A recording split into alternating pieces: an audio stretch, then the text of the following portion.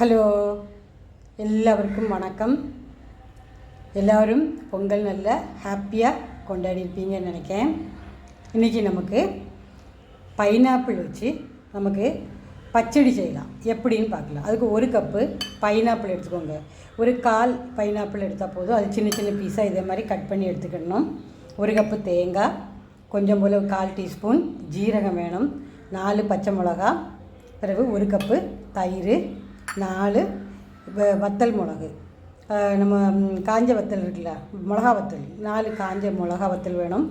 இது நம்ம தாளிக்கிறதுக்கு வேண்டிட்டு கொஞ்சம் போல் கடுகும், ஒரு நுள்ளு ஜீரகம், ஒரு நுள்ளு வெந்தயமும் எடுத்துக்கணும், 2 ஸ்பூன் தேங்காய் எண்ணெய், தேவையான அளவு உப்பு வேணும்.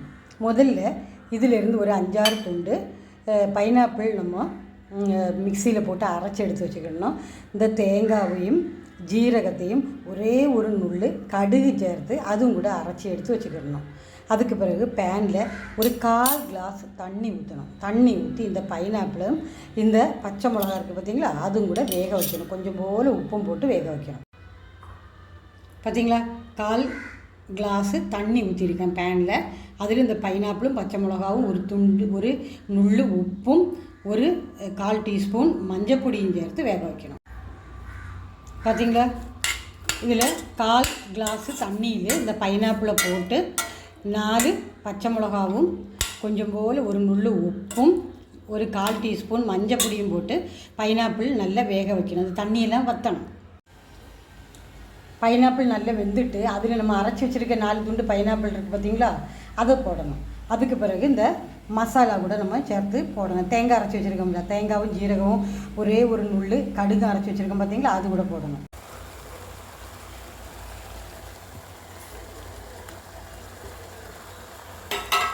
அரைச்சி வச்ச பைனாப்பிளை சேர்த்துட்டேன். அதுக்கு பிறகு நம்ம தேங்காய் அரைச்சி வச்சுருக்கோம் பார்த்திங்களா, அது போடணும்.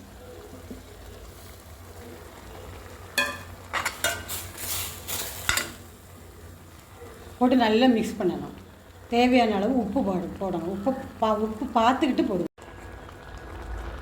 நான் இதில் 1/4 டீஸ்பூன் கூட உப்பு போட்டிருக்கேன். போட்டு நல்லா இந்த தண்ணியெல்லாம் கம்ப்ளீட்டு நல்லா வற்றட்டும். வற்றின பிறகு நம்ம ஆறின பிறகு நம்ம தயிர் சேர்க்கணும்.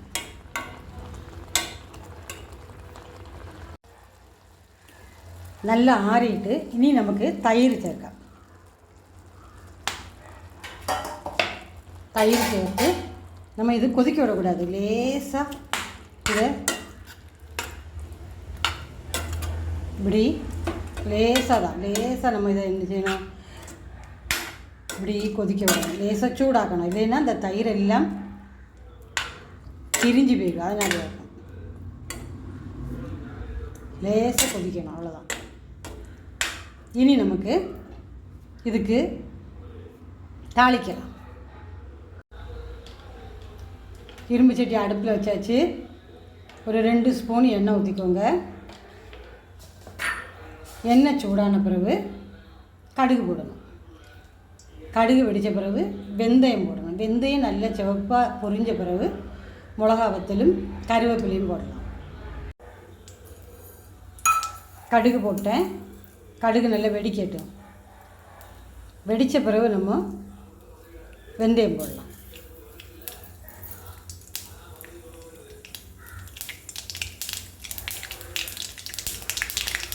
கடுகு வெடிச்சிட்டு வெந்தயம் போட்டிருக்கேன். 2 வெந்தயம் தான் போட்டிருக்கேன் பார்த்தீங்களா. அதுக்கு பிறகு வெந்தயம் நல்லா சுவந்துட்டு ஸ்லோ ஃப்ளேம் ஆக்கிட்டு நம்ம இந்த கருவேப்பிலையும் போட்டு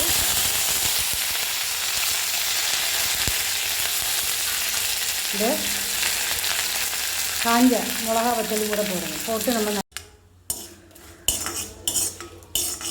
நல்லா ஃப்ரை பண்ணணும். இதை நம்ம பச்சடி இருக்குது பார்த்திங்களா, பச்சடியில் போட்டு நல்லா மிக்ஸ் பண்ணணும். பைனாப்பிள் பச்சடி ரெடி ஆகிட்டு பார்த்திங்களா. ரொம்ப டேஸ்ட்டாக இருக்கும். நீங்களும் இதே மாதிரி செஞ்சு பாருங்கள். இந்த வீடியோ இஷ்டப்பட்டால் லைக் பண்ணுங்கள், ஷேர் பண்ணுங்கள், சப்ஸ்கிரைப் பண்ணுங்கள். சப்ஸ்கிரைப் பண்ண எல்லாருக்கும் ரொம்ப நன்றி. பாய். தேங்க்ஸ் ஃபார் வாட்சிங்.